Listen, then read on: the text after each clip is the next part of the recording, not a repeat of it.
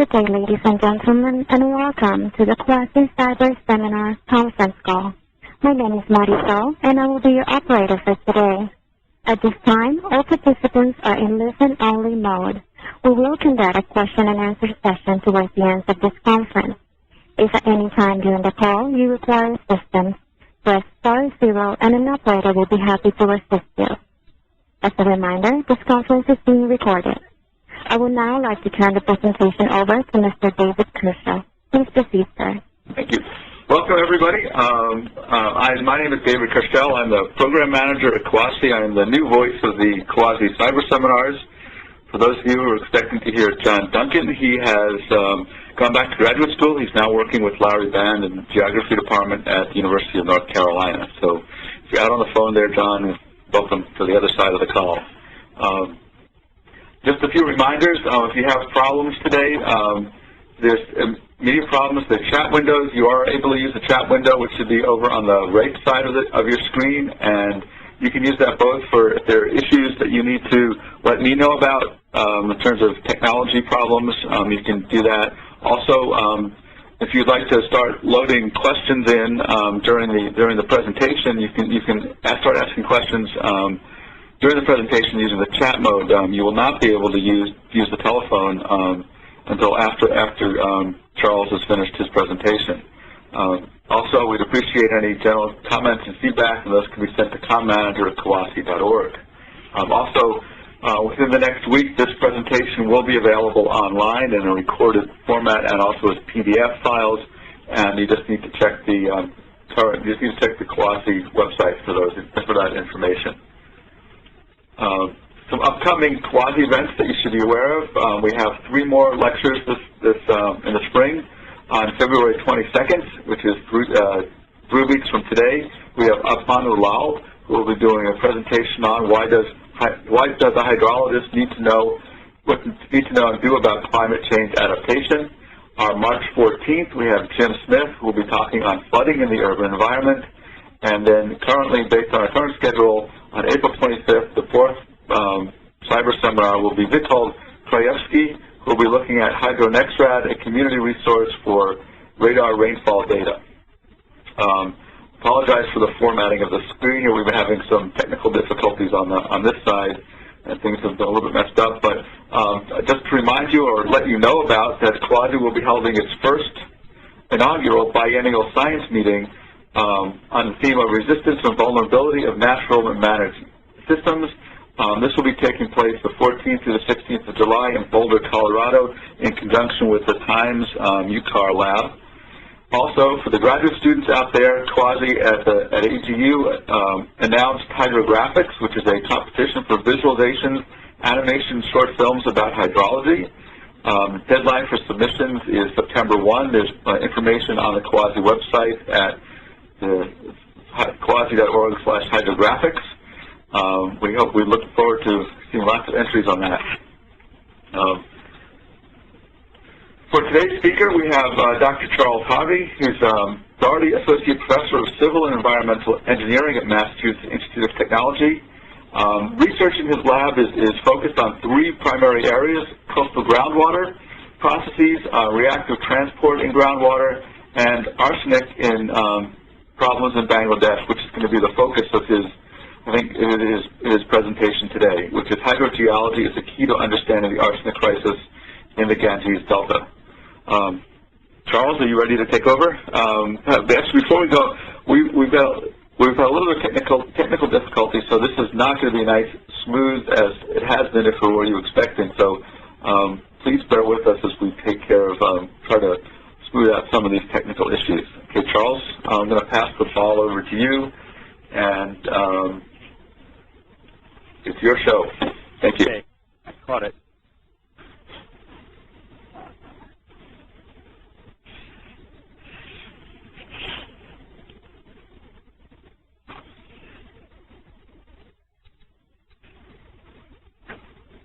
Okay. So Charles, right now I've got a partial screen, so you may want to go back to the other view. Okay. Is that better? And it's still cut off on the right side. Is that better? No, I can see, it's on the top slide, I can see hydrology is the key 2. Okay. And then that's the end of that first top. So we're missing a little bit, so we can crunch it down a little bit more. Okay. And push it over to the left somewhat. I'm going to zoom out then. Does that help? If you slide things over to the left a little bit so you obscure the thumbnails, I think it'll work. What's that? It's still a little bit short. If you could zoom out one more step, I think it'll work. What's that? That looks good. Okay. Sorry about that, folks. Okay. Okay. So I can't hear any of you, and I can't see the chat either. So, Dave, you'll let me know if anything's happening. Yeah, I'll keep an eye on the chat. I'll keep an eye on the chat window for you. Okay. Okay. Well, it's a pleasure to be here today. Looking out my window at the drizzle falling on the brown pile of snow out my window. But I also am very pleased that you are here, whoever you are and however many of you there are. Apparently we have about an hour and a half of total time, and I don't intend to talk the whole hour and a half. I'll try and hold it to an hour, but then I'm more than happy to stay for the whole hour and a half and answer questions or discuss things. The work I'm going to describe today has been going on for 7 or 8 years, and it's a number of graduate students have been involved, and I'll acknowledge some of them as we go. It's all been in collaboration with the Bangladesh University of Engineering and Technology, and without them, really none of this would have happened. Orhan Badruzaman and Ashraf Ali are our main collaborators there. And then there's a wide variety of people, more than is on this slide, who basically just out of interest and kindness have helped with all sorts of analytic issues and with work at our field site. To introduce the problem, I think the best way to do it is just a simple picture showing the water treatment and water supply issues in rural Bangladesh. It's a picture taken out the window of a typical house in a village, a house that's maybe 15 by 15 feet squared. And what you see to the left is a pond, and by its green color, you can see that there's a lot of biological activity in it. Part of the biological activity is driven by the latrine, which is immediately to the right of it. In the past, most drinking water was taken directly out of surface bodies of water like this. And in part for this reason, levels of disease, diarrheal disease, particularly cholera, were extremely high in Bangladesh, with as many as 100,000 people dying in a year. In part to remedy that, the country has shifted its water supply almost entirely from surface water to groundwater over the last 20 or 30 years. And further to the right in that picture, you see a well, a typical hand well, which supplies water for everyone in this house. It looks dangerously close to the latrine, but it's 100 feet deep, or the screen is 100 feet deep, so the pathogens are most likely filtered. Unfortunately, this well and many wells throughout Bangladesh and West Bengal and India extracts groundwater with very high concentrations of arsenic. So arsenic concentrations as high as a milligram per liter, which is at the level of poisoning. It's clear that those levels of arsenic are very bad for you. And one thing you can find in Bangladesh are people that actually have visible signs of arsenic poisoning, and that often shows up as sores on the soles of your feet or the palms of your hands. I'm going to break this talk into a couple sections. The first section, I want to just give an overview of the extent of the problem, And then I'm going to kind of do a slideshow of our field site and some of the kind of methods we use at our field site. And then I'm going to talk about the biogeochemistry that leads to high arsenic concentrations. Up to that point, much of what I'm going to talk about is material that's been published. And if I have any friends that are on here, you may have heard quite a bit of this before. Then in the second part, I'm going to talk more about the hydrogeology, the point at the top. And much of this is fairly new material. Okay, so the extent of the problem. Well, here's a map of Bangladesh, and I want to point at things, but that's not very useful. You see rivers on this map. The big river to the south being the Ganges, and the Brahmaputra is coming in from the north. What the dots on this map represent are wells where the British Geological Survey, in conjunction with the Department of Public Health in Bangladesh, have measured fairly accurately the arsenic concentrations. The red wells are the top quartile, above 63 parts per billion. And many of those red wells are much higher than that. And what you see from this map is the problem's widespread, but the southern half of the country is certainly the most affected. Another thing you can see from this map is that there's wells in the same region that are clean, and neighbor wells that are quite contaminated. Now, the third dimension of that same data set, arsenic with depth, looks something like this. And here I've plotted the log of arsenic concentration with depth. The first thing you see here is there's kind of two groups of data. And the reason for that is that at a depth of about 100 to 200 meters, there's often thick layers of marine clay that were deposited or after the last ice age. So there's often an upper aquifer and a lower aquifer from which wells can extract water. The stratigraphy of this is quite complex, but it leads to this kind of general pattern. And what you see is that in the upper aquifer, the Holocene aquifer, the highest levels of arsenic contamination are found. So many of the wells are well above 100 parts per billion in that aquifer. Now, this leads to one obvious remedy to the problem, and that is simply to replace these shallow wells with deeper wells that extract water from the deeper aquifer.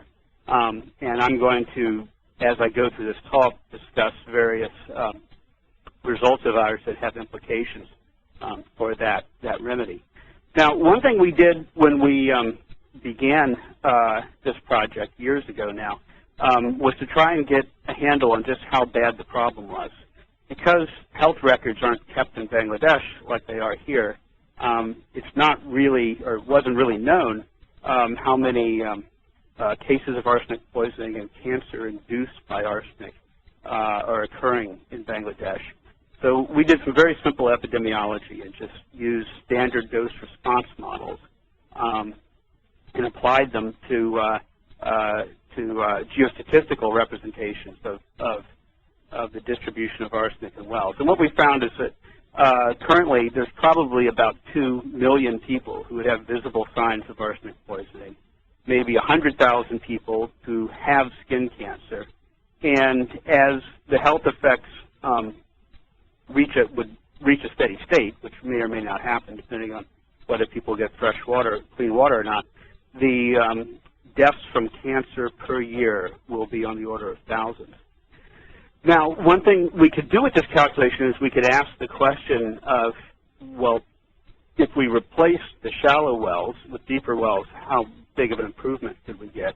And here what I'm showing is what would happen if we replace the shallow wells in the third of the country that's the most contaminated. So in the right-hand column, you see that by replacing shallow wells with deep wells in a third of the country, we reduce all of these health effects by about 2/3. Now, a very rough estimate of the cost of that is $500 million, which is, what is that, 14 hours in Iraq or something like that. Sounds or another way to look at this is about $400 per case of arsenicosis prevented. Okay, so that is a kind of a motivation for doing hydrogeology in Bangladesh and West Bengal. And what our group has worked on is the hydrogeology and the biogeochemistry of the subsurface to try and figure out basically why dissolved arsenic concentrations are so high. And I wouldn't say we have the final answer to this yet.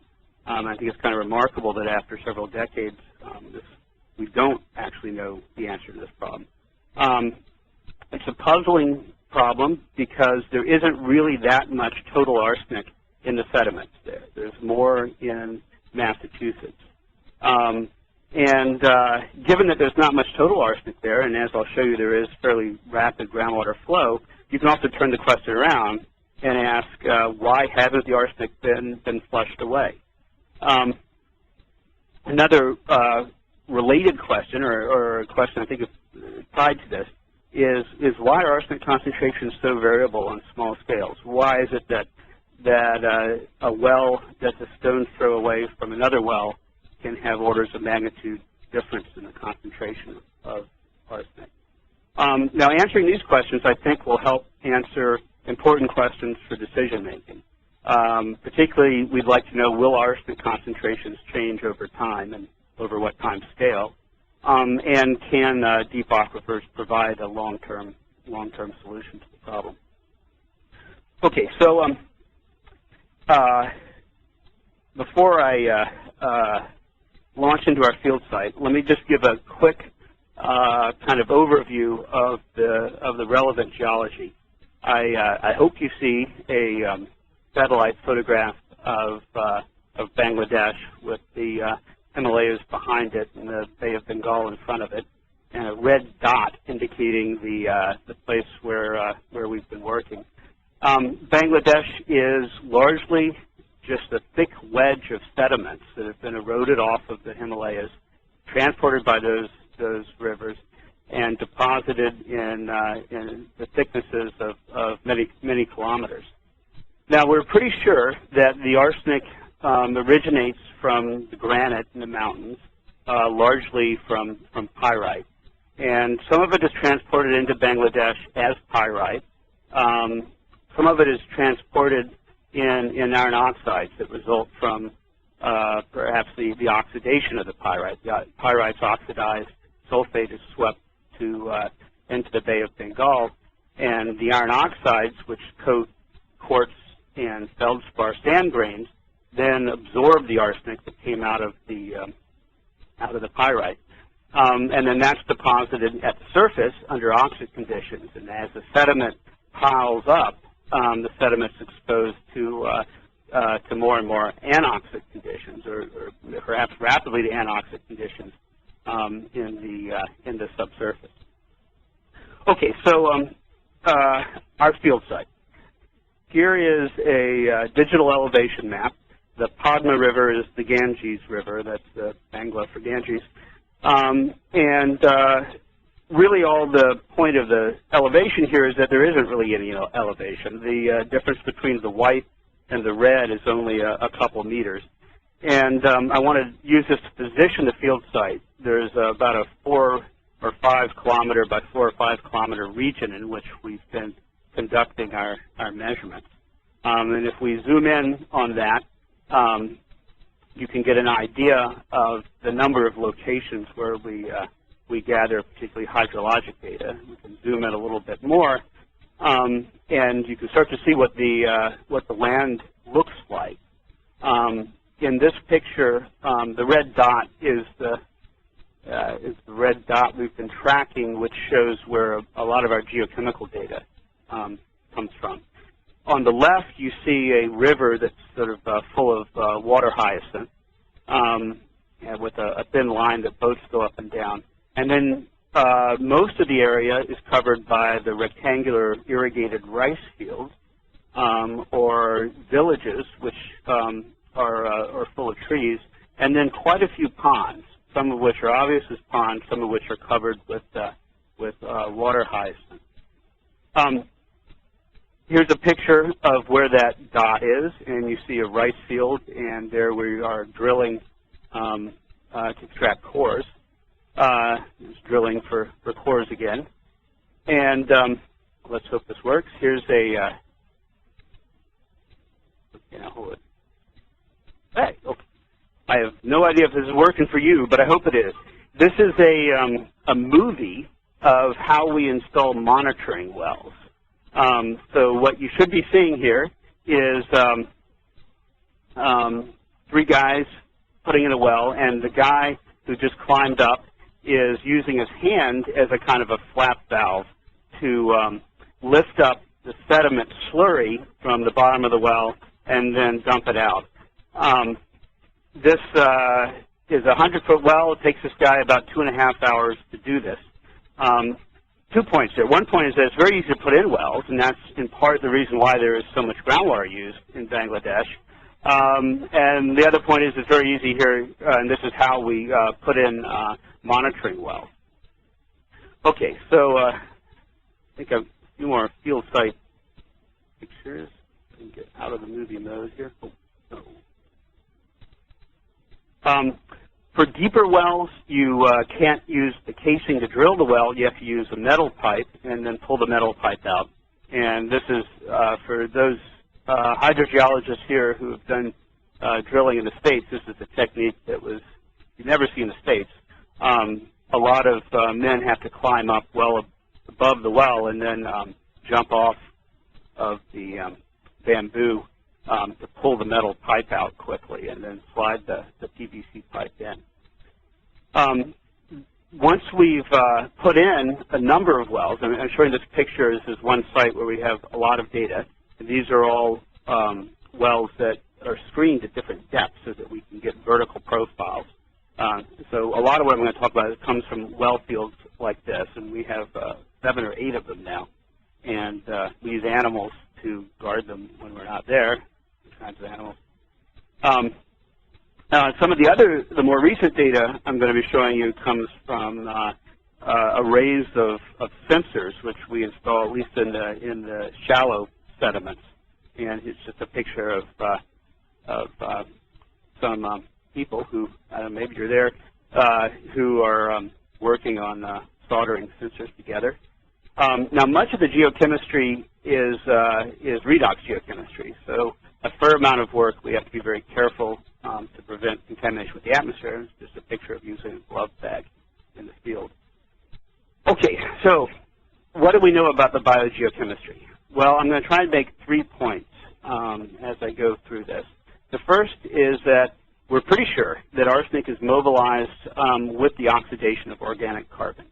So there's a complicated set of transformations that occur as arsenic is transported and deposited in the soil. But the last step that appears to happen is that oxides, iron oxides or manganese oxides, are reduced, dissolved, and liberate arsenic.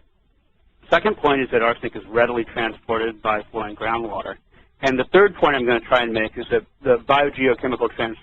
these biogeochemical transformations likely occur fairly near the surface, and then the resulting solutes, including arsenic, are transported down into the aquifers. Okay, here's a picture of a profile or profiles of arsenic at the place that we've done the most work, which is where that cow was in the earlier slide. And the middle frame shows the dissolved arsenic as a function of depth, and shows a peak at a depth of about 30 meters, which is coincidentally or not the depth at which almost all of the wells, both irrigation wells and drinking water wells, extract water. On the right side, you see the total solid arsenic in the sediment measured from the core, which is extracted right there. These amounts are really quite small, 2 parts per million. It's not that much solid arsenic, whereas 700 parts per billion is quite a high concentration of dissolved arsenic. Now, I'm just going to show data from this one site, which we have studied the most. A somewhat surprising and very, I think, telling result recently is that at all 7 of the other sites where we have well clusters, we find essentially the same thing. The magnitude of the peak of arsenic concentration may vary, but there is always a peak of arsenic concentration in the vicinity of 30 meters, and all of the other chemical parameters appear to be consistent from one place to the other. This is within within our 4 by 4 kilometer field area. Okay, now one early on hypothesis was that arsenic is in fact liberated by oxidation of sulfides within the aquifers. I think you can immediately see that that is very unlikely given the patterns of dissolved arsenic and of sulfate. So in log scale, this is the same peak of arsenic that we just saw, and you see the sulfate is anti-correlated, kind of the mirror image of that. So clearly pyrite's not being oxidized to sulfate and arsenic in the same place. If anything, what this implies is that perhaps arsenic is high at the peak because there's insufficient sulfate. Did I say sulfide before? I mean, this is sulfate. Insufficient sulfate to produce sulfides, which would take arsenic out of the water. So I'm not going to say much more about that hypothesis, but this is one of several pieces of information that I think pretty clearly show that is not what's happening at our field site. Now, if we look at the pattern of carbon with depth, in this case I've split it out into organic carbon, inorganic carbon, and methane. We see that all 3 types of carbon rise to the peak, like arsenic rises to a peak at 30 meters depth, and then perhaps decrease with depth, something like that.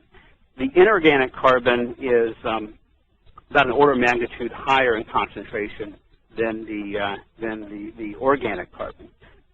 Now, I don't think this proves what's going on as well as in fact kind of a more indirect correlation. So now what you should see is the same peak, the same profile of arsenic with depth showing a peak at 30 meters, but also ammonium and calcium. And there's a very strong similarity here.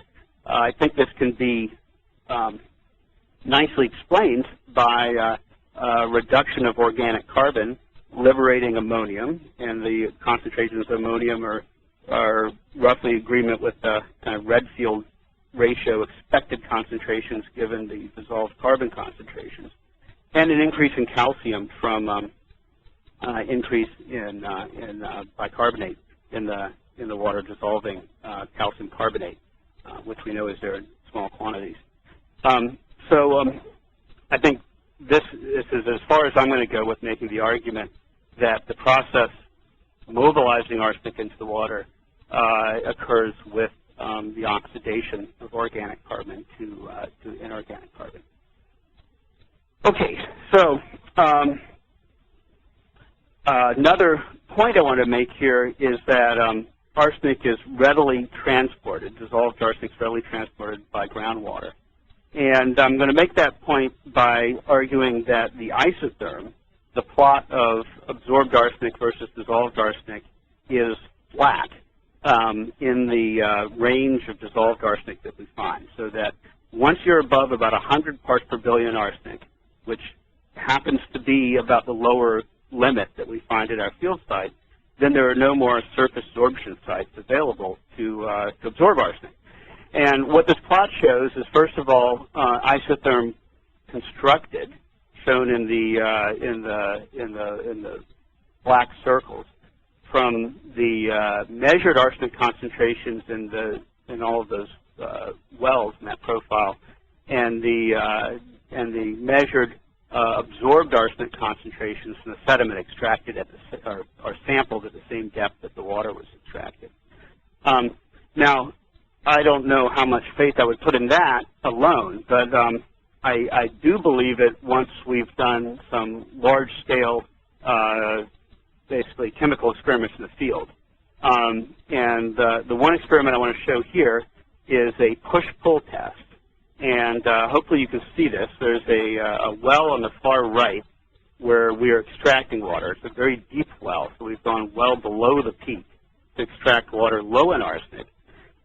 We're pumping it up, adding tracer to it, and injecting it into a well with the peak concentration.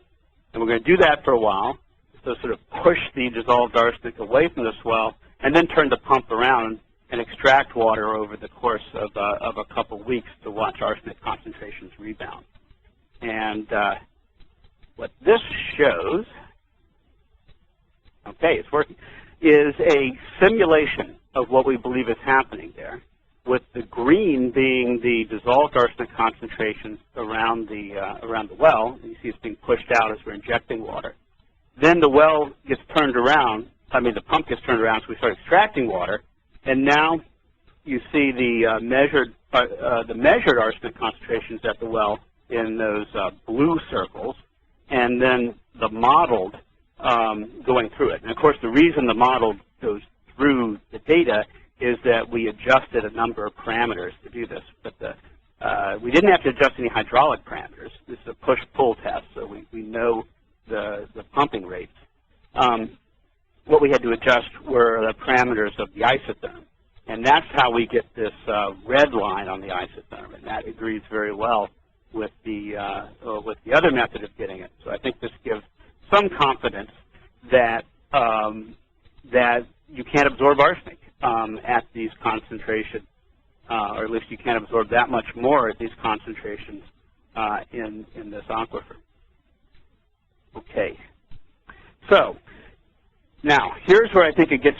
That's sort of I think a lot of that is, I don't know who's out there in listening land, but you've probably seen a lot of that. This is a little bit new. What I want to do here is explore the reasons why this peak in dissolved arsenic concentration could be there. And the motivation here is that if we understand why this pattern is there, then we likely understand the relevant processes that mobilize arsenic. Now, like I said, at our field site, we see this peak everywhere we look.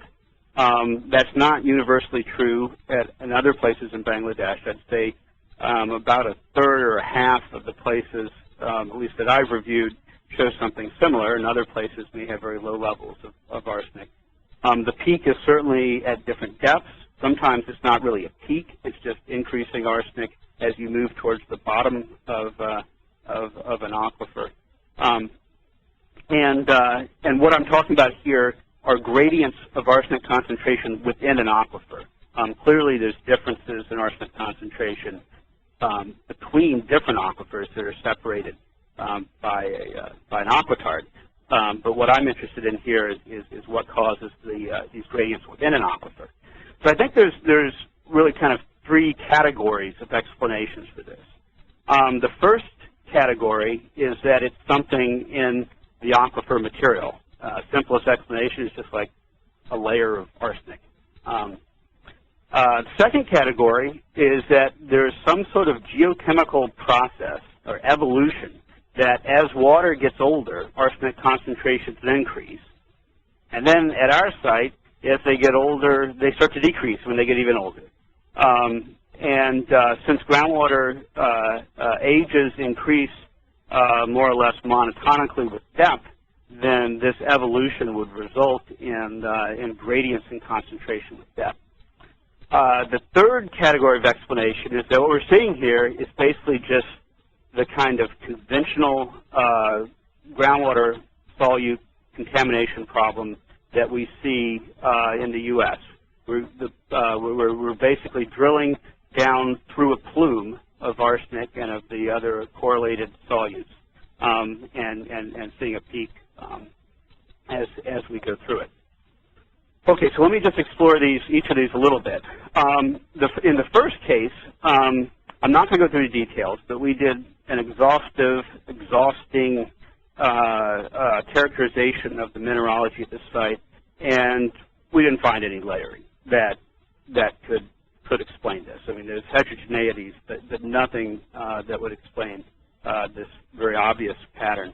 So no layering in the arsenic mineralogy. We also don't find any layers of organic carbon-rich sediment that correlates with high levels of arsenic. It's not to say it's not there, but if it is there, it's extremely hard to find.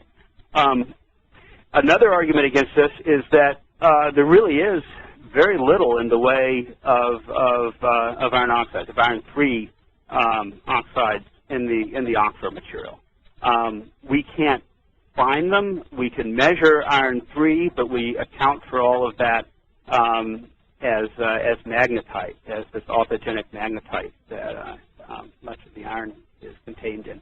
Also, we measure very high concentrations of hydrogen and methane in the water, to get those concentrations, presumably any sort of redox sequence would have already progressed through oxide reduction. Another, and I think it's a very key point, is that carbon dating of that dissolved carbon that I showed in an earlier slide shows that the inorganic carbon, which is the bulk of the carbon, is much younger than sediment. So it's been transported in. It's not like there's some layer of peat or something that's being oxidized within the aquifer. In fact, at 20 meters, the concentrations of C14 are bomb concentrations. So we know that that's not much older than 40 years.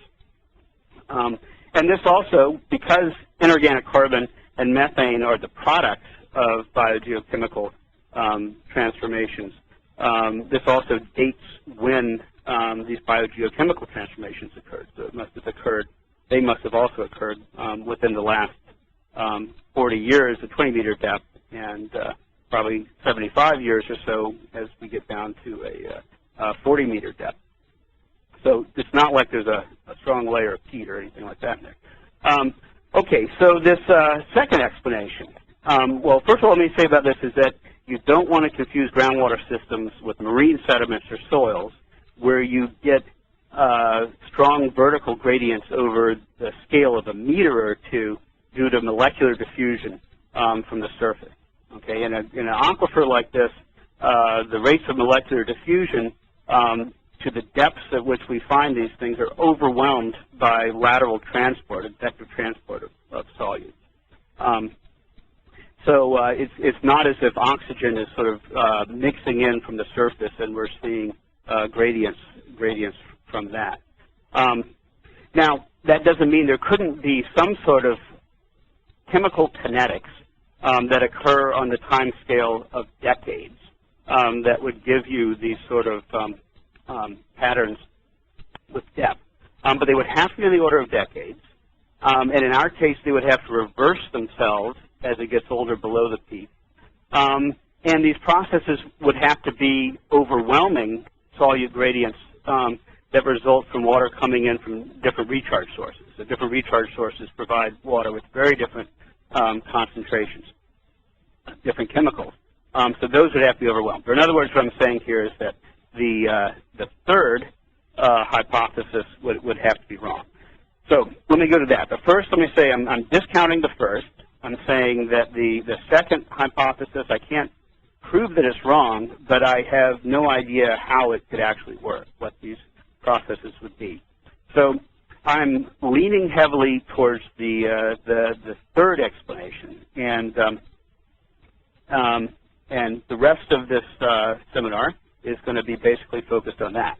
Now, to understand how this could happen, we really have to first understand the hydrology. So the sort of broad-scale hydrology, I want to make 3 points. The first is that groundwater flow is strongly seasonal, but the flow cells are very local, much less than a kilometer between recharge and discharge locations. Second is that flow is largely driven by irrigation withdrawals and then the inflow coming from ponds, rice fields, and rivers. And the third is that the source of recharge the aquifer and the solutes coming into the aquifer has changed over the last 50 years, or on the order of decades to 100 years. Okay, so what is the hydrology of Bangladesh? Well, during the monsoon season, the summer and the fall, the southern part of Bangladesh, where we work, is basically islands, villages on islands with a sea of floodwaters around it. And then during the dry part of the season, from November to June, these islands, which we see as villages, are up about, in our case, about 4 meters or so above the rice fields. There are innumerable ponds because the villages are constructed by digging clay that the overbank deposits that cover pretty much everything in our area, and resulting in a pond around the village, which is also the basically the waste and sewage disposal for the village. There's also many small rivers, which confusingly enough flow in different directions at different times of the year. And sometimes a year, these rivers basically become ponds as well. So you see quite a few houses built along a local river at our site. And now there are irrigation wells.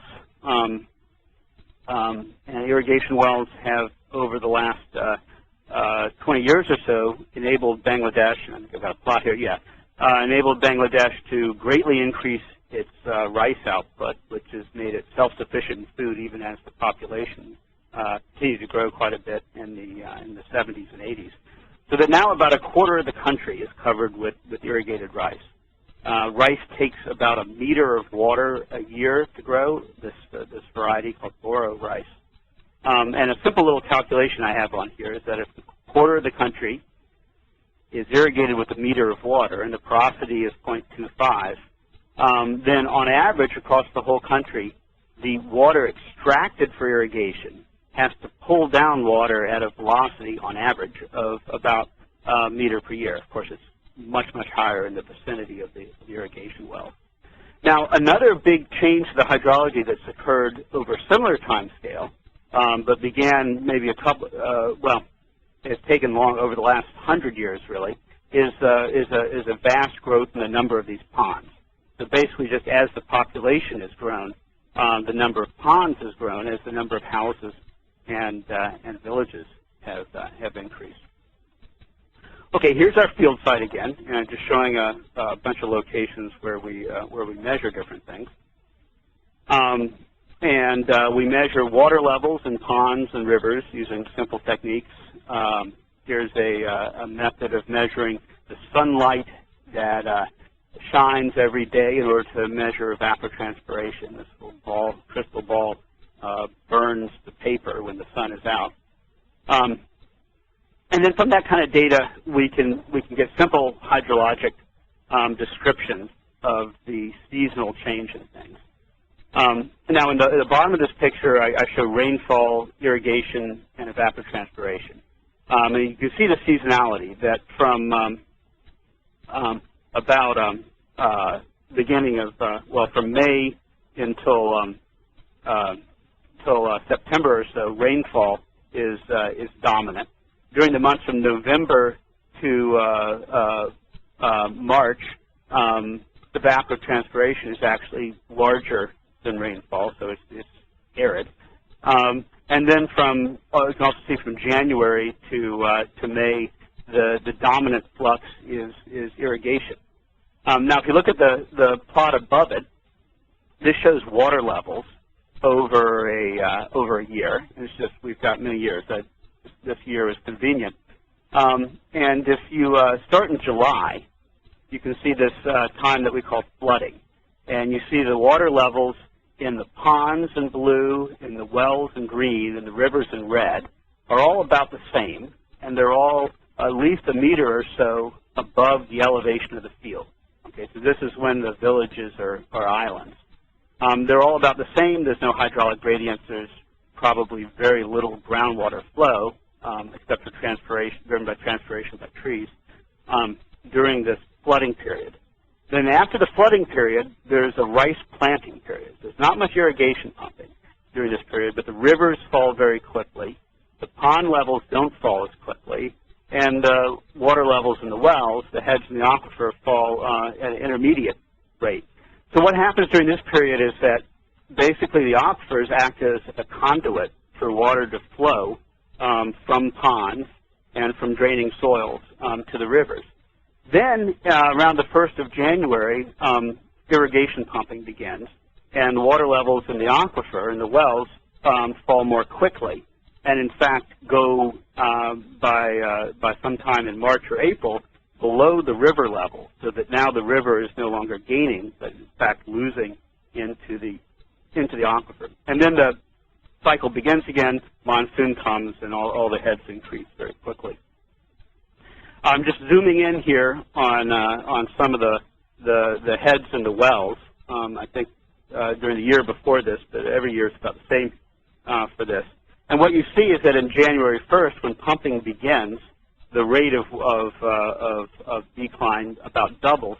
And you see this interesting daily oscillations, which as you look at wells even closer to irrigation wells is quite large, sometimes more than a meter up and down during the course of a day. Now, a funny story here that is important to understand is that we didn't know about these daily oscillations when we first started working there. So we spent a bunch of time trying to map out the piezometric surface, the hydraulic head in the aquifer, to figure out what the regional gradients are and which way groundwater flow. And we got the strangest looking maps, just bizarre patterns, which we didn't understand until we realized that the patterns on the maps were basically the patterns that we walked from well to well over the course of the day. So it looked like the groundwater was chasing us, or we were chasing it, or something. But what that is that the heads from place to place at an instant are more or less equal. The transient, the temporal change during the day is much larger than any of the spatial differences from well to well. So we're just seeing these oscillations over the course of the day. Now, the reason this story is kind of instructive is that the heads in the aquifer are really fairly uniform. Regional flow is very minor, but the head differences between ponds, rivers, and aquifers, and the head differences over time are quite important. Now, to start to understand the hydrology, the first simple thing we did was just to construct a very simple kind of bucket model of the hydrology, dividing the land area into ponds, rice field villages, and rivers, and the aquifer. And then if we write a set of coupled partial differential equations that tie all of these stores of water together, and they're tied together just through Darcy's law, through the flow through the sediments, the clay overbank deposits that blanket everything and separate the ponds from the aquifer and the rice fields from the aquifer. If that wasn't there, the ponds would just drain right away, as would the rice fields. Tremendous irrigation loss.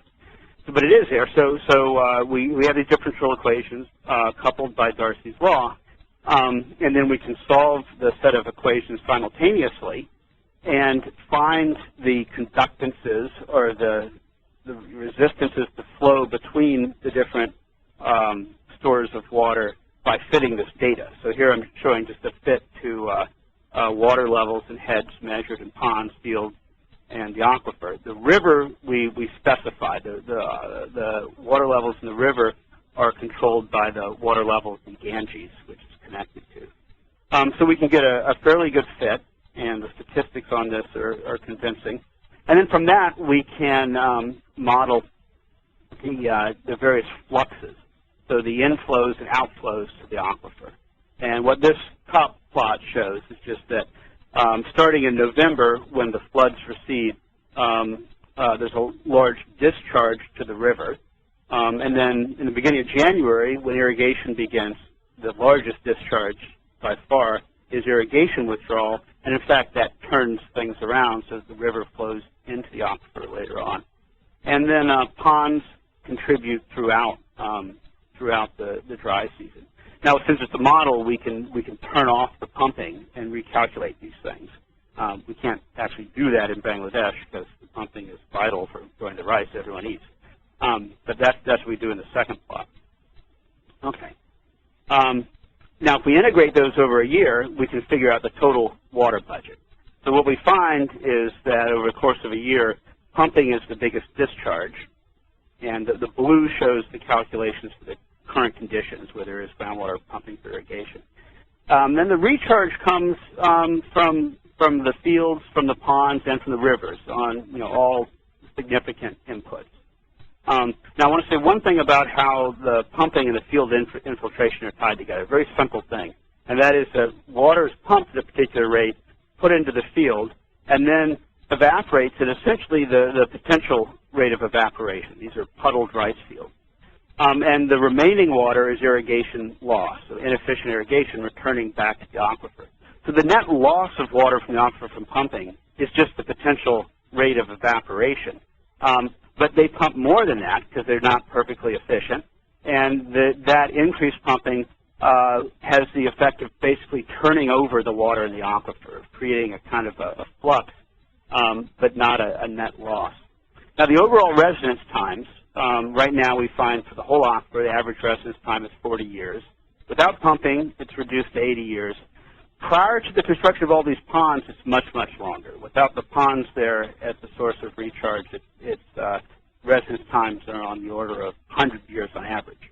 Now these are average residence times, and that's virtually useless for understanding what's going on in the aquifer, because there's a tremendously complicated system of flow paths within the aquifer. I'm just returning to this picture here to remind you that there's irrigation wells distributed all around, ponds distributed all around, and there's a river cutting through this. And so there are all these complicated flow cells underground of water recharging, going to the irrigation wells, going to the river. They're all in the order of hundreds of meters, and they're changing as wells are being turned on and off and the seasons are going. Now our simulations, and I'm going to show you some of this, three-dimensional groundwater simulations, this basically kind of like a writhing bowl of worms representing the stream tubes or something. So it's a very complicated thing to try and understand. Okay, so where does the water come from that is the source of contaminated water? Well, before kind of going to the overall pattern of groundwater flow, I want to talk about one possible source, and that's rice field. And some recent work that actually my one graduate student, Dr. Newman, is coming back from doing some of this work right now. So it's recent work of hers, where she's really characterized what the hydrology under a rice field is, and a lot of what the biogeochemistry is. And the results, I think, are really quite surprising. So here's a picture of a rice field, and then here are some other features. On the left, you see what's called a bund. A bund is like a little dam. They surround rice fields. They keep the water in. They also serve as property boundaries, and you can walk on them. And in this case, there's a ditch in the middle of the bund, which brings the irrigation water to different fields.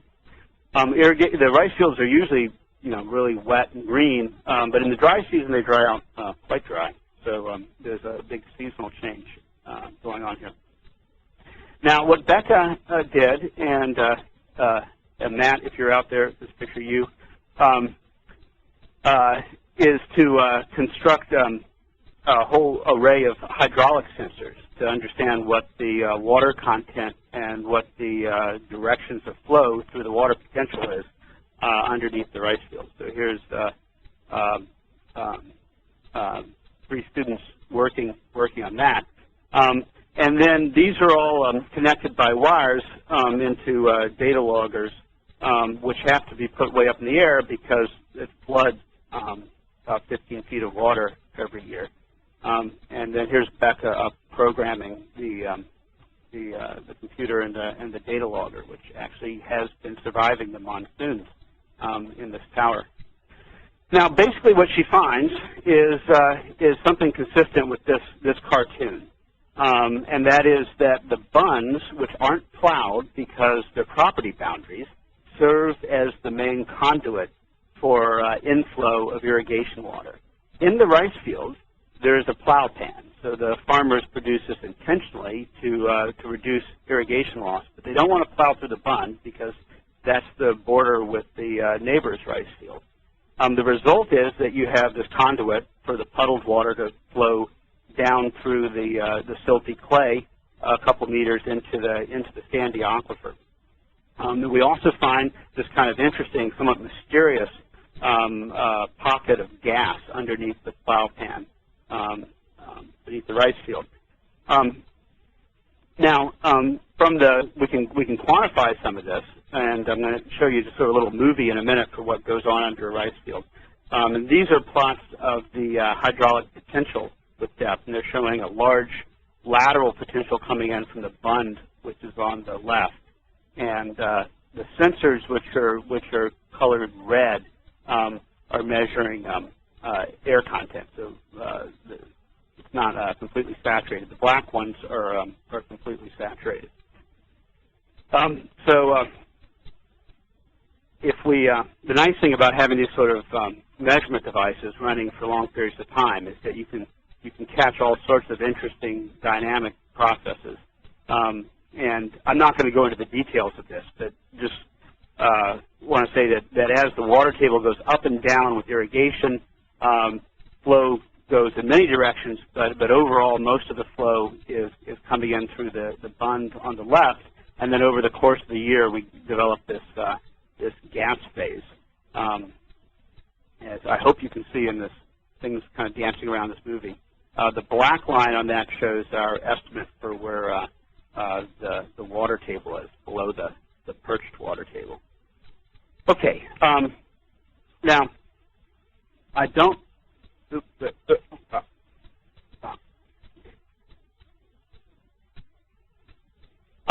okay, one other thing, clever thing that Becca did here was to start a bromide tracer test in the early part of the season in the rice field.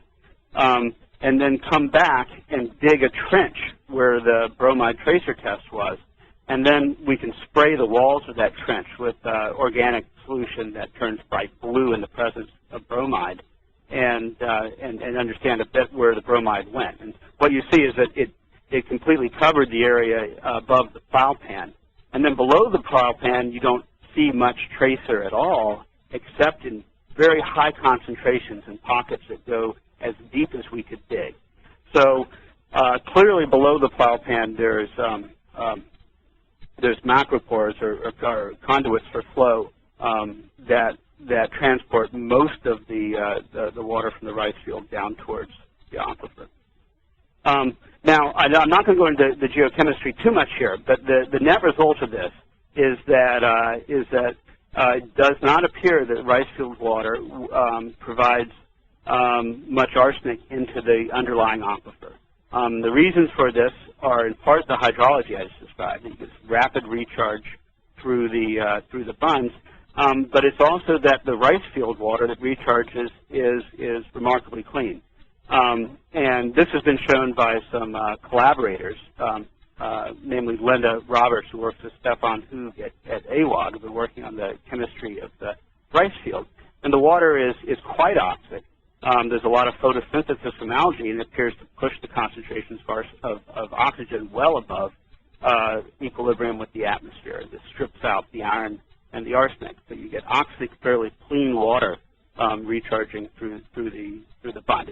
There's a lot more complication than that, but Becca, in a year or so, can give a very detailed description of the geochemistry in the rice field. Okay, so it's not the rice fields. What's going on? And the way I'm going to approach it in this talk, and this will be the last thing that I do, is to talk about what the 3D flow paths are. I think, given the time, I may not go into detail in the pump test. So there's a bunch of pump test data here. I'm going to skip through a little bit because really the result of the pump test that's important to understand is that the aquifer is quite anisotropic. Okay, it's the horizontal hydraulic conductivity is 30 to 100 times greater than the vertical, and that anisotropy is going to play a big role in groundwater simulations.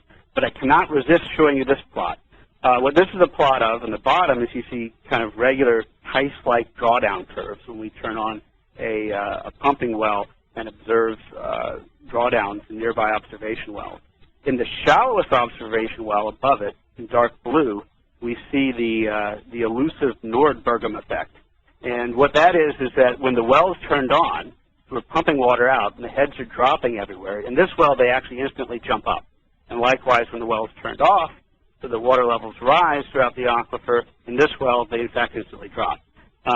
This is a neat little poroelastic effect that is consistent with the anisotropy we see and consistent with greater clay content in the shallow parts of the aquifer. And it may just be the clay, the overbank deposits that the rice fields are built on. Okay, so I said I was going to skip through this. The point is that it's quite anisotropic. Now, to show you what the impact of anisotropy is, I want to show you some simulation. And all of this work has been recently done by another graduate student, Kandakar Ashfaq. What he did here was just to do some real simple three-dimensional simulations around a simple system shown in the green, the yellow rectangle there with an irrigation well and one large rectangular pond. So here's a kind of a picture of what's going on here. On the right side, there's an irrigation well, which is drawing water from a screen depth of 30 to 50 meters or so.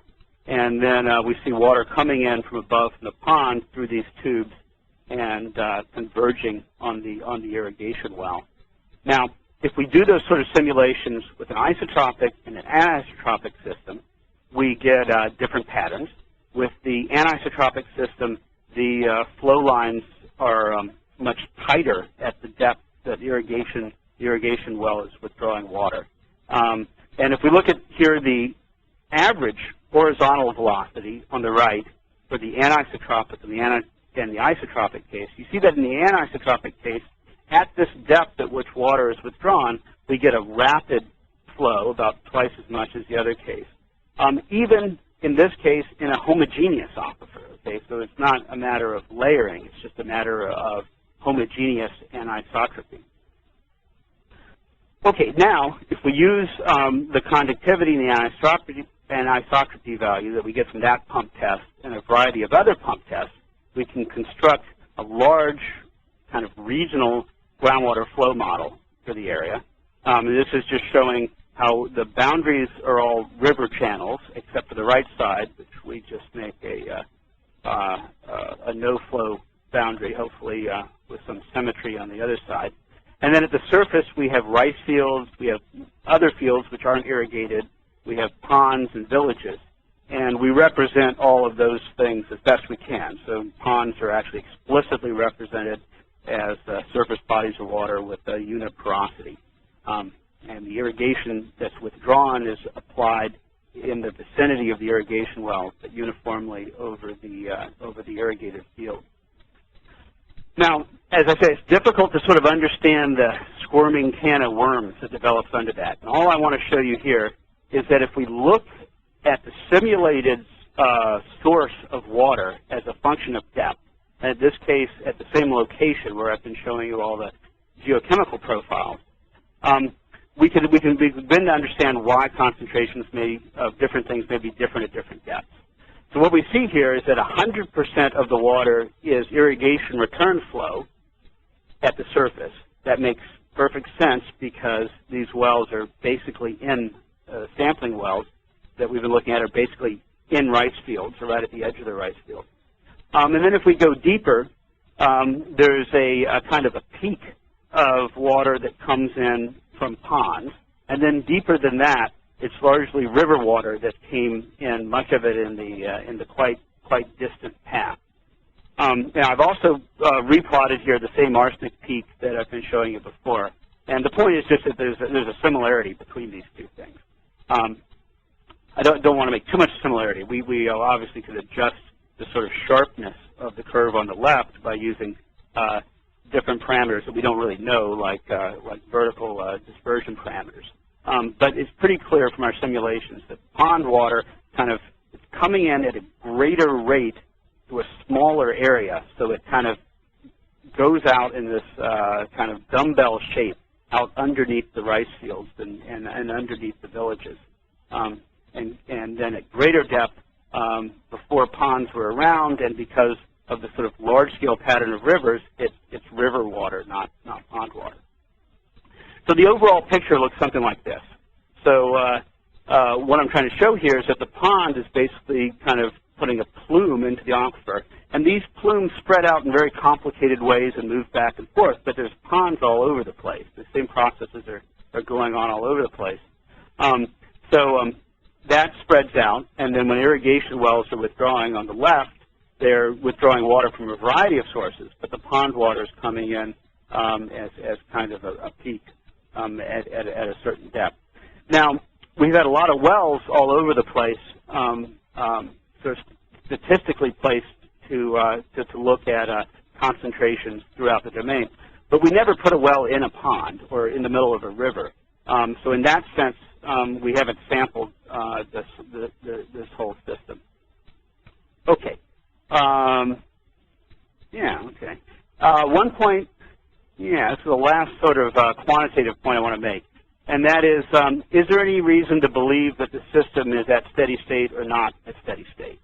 I think there's very good reasons to believe it's not at steady state, that there's transients that are going to occur over the time scale of decades, because the surface has been changed. Ponds have been dug over the time scale of decades. We've moved to irrigation pumping. And the groundwater ages, as we know from the carbon-14 and from tritium measurements, which I didn't discuss, are on the order of 40 years or so, where arsenic levels are high, maybe 50 years old, consistent with the numerical simulations. So as that water moves through the system, one would expect the geochemistry to equilibrate and to change over similar timescales. Another way to look at this is just whether the arsenic input and the arsenic output overall to the system are in agreement.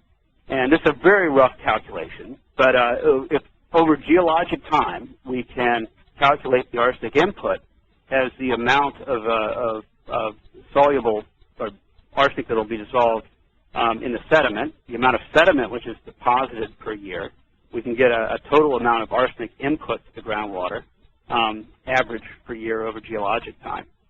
And you could argue it up or down a little bit, but I think a reasonable estimate for our field site is on the order of 20 milligrams of arsenic per meter squared per year.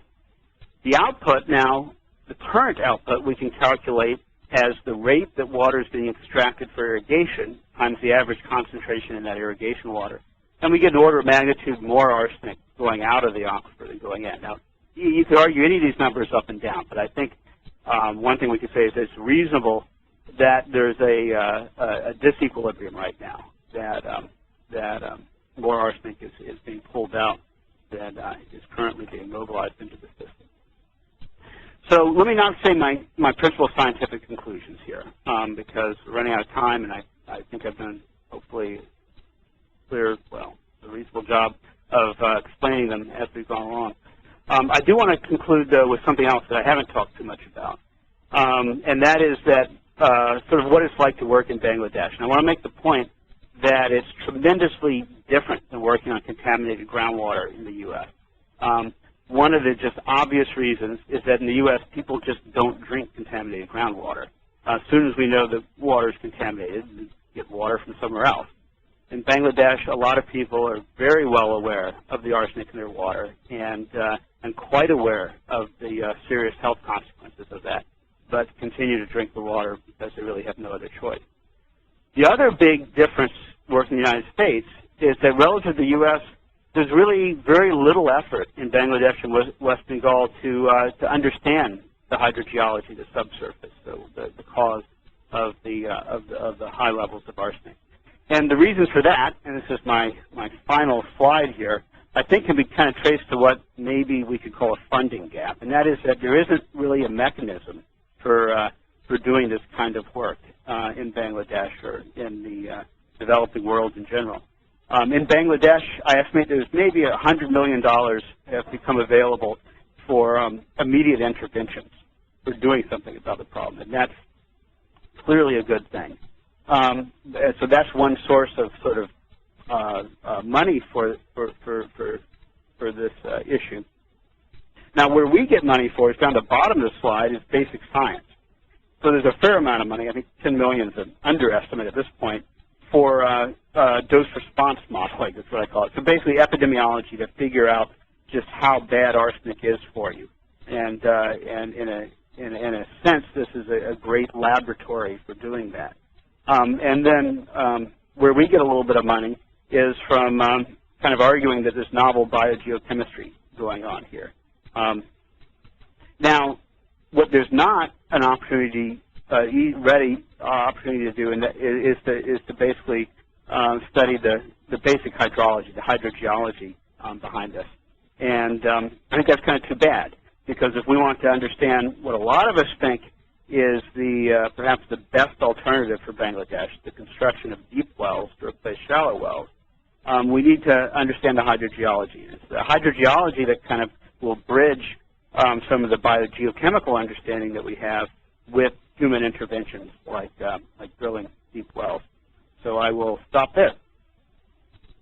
I hope someone's out there. Great. Thank you very much, Charles. So we can start taking questions now, either over the phone or via the chat. Okay, there are people out there. Yeah, I'm going to grab the things back from you, if that's okay.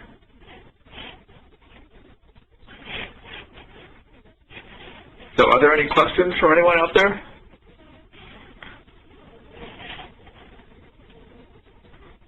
Marcel? Ladies and gentlemen, if you wish to ask a question, please press star 1. If your question has been answered and you wish to withdraw your question, press star 2. Questions will be taken in order received. Please stand by for your first question. And our first question comes from the line of Fisher Hooper. Please proceed. Hi, Troy. Thanks a lot for giving the talk. It was an excellent talk. Pretty complicated. I think we just lost Richard. Well, I like that question. To assure you, there are 30 sites out there that were signed in, and so probably representing something around 50 people. So it wasn't you were talking to the wall. Oh, good. Okay, thanks. It's always a little cute. But I actually have no specific questions on the talk. It was interesting, the combination of doing with the geochemistry and the hydrology, how they fit together. So I will concede to the next speaker. Marcel, are there any other questions? Yes, our next question comes from the line of Tim Grin. Please proceed. Hi, Charlie. It's Tim. Oh, my gosh. I'm in trouble.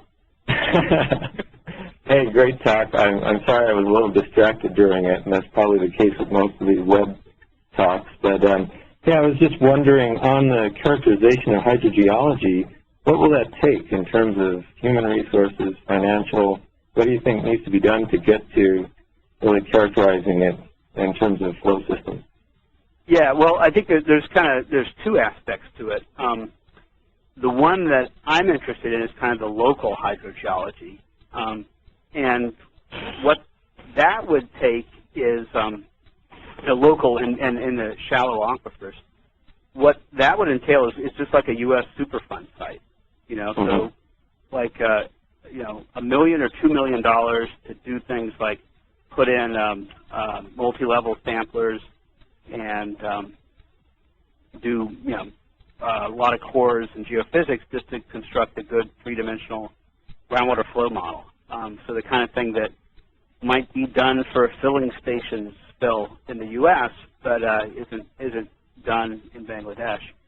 And then there's kind of a broader scale, particularly when you talk about drilling deep wells of broad-scale hydrology. Actually, one person could answer this. I think, is she on here? Is Holly here? Oh, she's not here. Ex-graduate student of mine should have been here. Holly Michael and Cliff Voss at the USGS have been working on kind of large-scale models to figure out how deep wells potentially change regional groundwater flow. So I was saying there's no regional flow. Once you go into the deeper aquifer, there certainly can be.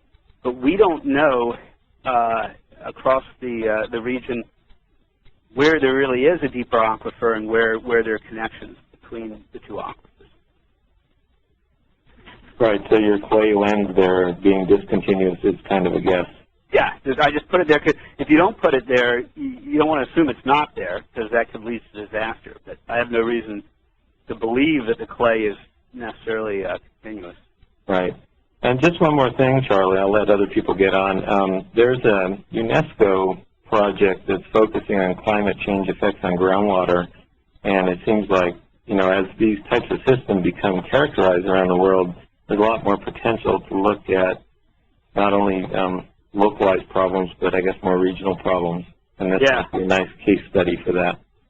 Yeah, although if there's a significant sea level rise, so sea level rise of a meter even, Bangladesh has worse problems than the arsenic. Yes, I understand, but then the characterization of the hydrogeology becomes even more critical, maybe.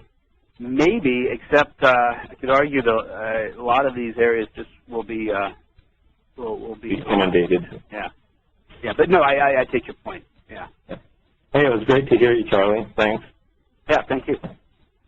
So, Charlie, can I we have a question from Nandita Basu. It says, thank you for a great talk. Have you ever made any attempt to measure groundwater fluxes with depth to confirm your hypothesis about the ponds contributing to the peak value? Okay, so measure fluxes with depth, so some kind of like a borehole flow meter, probably. Is he there, or is that a? This was a question that was sent in over. Oh, okay. Okay, no, we haven't done that. I would certainly like to do that.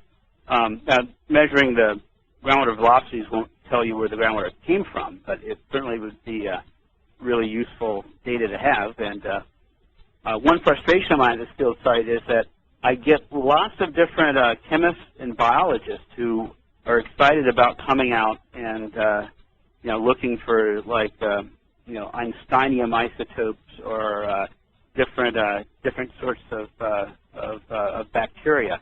But I've yet to have anyone offer to come and use a you know, an expensive hydrogeologic technique. So if anyone has a borehole flow meter that they're willing to share, let me know. Thank you. Are there any questions, Marisol? Are there any more questions over the phone? As a reminder, press *1 to ask a question. Okay, I have another question from Shlomo Neumann. And he asked, would the World Bank not want to fund the kind of multi-scale hydrologic study you propose? This came in over chat. Oh, okay. Well, I don't know. I'd be thrilled if they did. It's not the World Bank, and I have had sort of dealings with them. You know, it's not the kind of place where you can submit a competitive proposal. Maybe if I spent some time in Washington, you could convince them of it. They early on gave a fair amount of money to Bangladesh to try and remedy this problem, and unfortunately, I think a lot of that program well, didn't work out too well. And since then, and that's since about 5 or 6 years ago, I don't believe they've done very much. Okay, I have a response from Nandita Basu, and says that they're having troubles with the phone connection, but there's a technique called passive flux meter that measures groundwater and contaminated fluxes with depth. A passive flux meter, okay. So that sounds like it probably measures chemical concentration. Anyway, why don't Nita? Why don't you send me an email or something, or we can talk about it afterwards. Okay, Marisol, are there any more questions over the phone? We do have Nita Basu on the line. Please proceed. Hi, Charles. I just got back my phone connection. Yes, the passive flux meter actually measures groundwater Q and contaminated flux with time. Oh, okay. So I'd love to. It measures groundwater Q as a flow meter, probably, and then it measures concentrations in that. It measures directly the contaminant Q times C, that is the contaminant flux, with depth. Okay, and what chemicals can it? It's been done for phosphorus. I think there's been some work also on arsenic that it's been done for. Well, I think the one frustration with arsenic is that, as far as I know, there's no probe for it. So there's sort of not very accurate methods you can use in the field that involve about a half hour of effort, wet chemistry. But for the most part, what we have to do for arsenic is bring the arsenic back to the lab and use sophisticated analytic techniques. It would be a big help in this study if someone were to invent a a probe that would measure arsenic quickly and directly. Could I get back to you? Maybe I'll send you an email. So this is actually a resin which you put in a device in the water and it stores it. Okay. Yeah, but then you have to bring the resin back. Yes, you do bring the resin back. Right. Yeah. So you measure the groundwater flux with some kind of flow meter, and then you can get concentrations out of the resin. You do it simultaneously. You have tracers dropped on the resin, and the tracers are leached from the resin. Oh, I see. Okay, that's neat. Okay, yeah. So maybe I could get back to you with it. Sure. Yeah, that sounds good. Yeah. Okay, thank you. Are there any I show no further questions in the queue over the phone. Okay, well, I think, any other questions you want to come in over the chat line, please? Well, we're getting close to the end of the hour and a half, so I think we'll wrap it up here. I'd like to thank Charles for his presentation. I'd like to thank all of you for tuning in, and I apologize and appreciate your forbearance with the technical difficulties we were having today, and hopefully we will get things cleaned up for the next presentation. In 3 weeks, the next Cyberseminar will be Manu Lal, presenting on what does a hydrologist need to know and do about climate change adaptations. So thank you very much, and everybody have a good weekend. Goodbye. Thank you for joining today's conference, ladies and gentlemen. This concludes the presentation, and you may now disconnect. Good day. So, Charles, you still there? Yeah, I'm still here. Yeah. So thank you very much. Sure.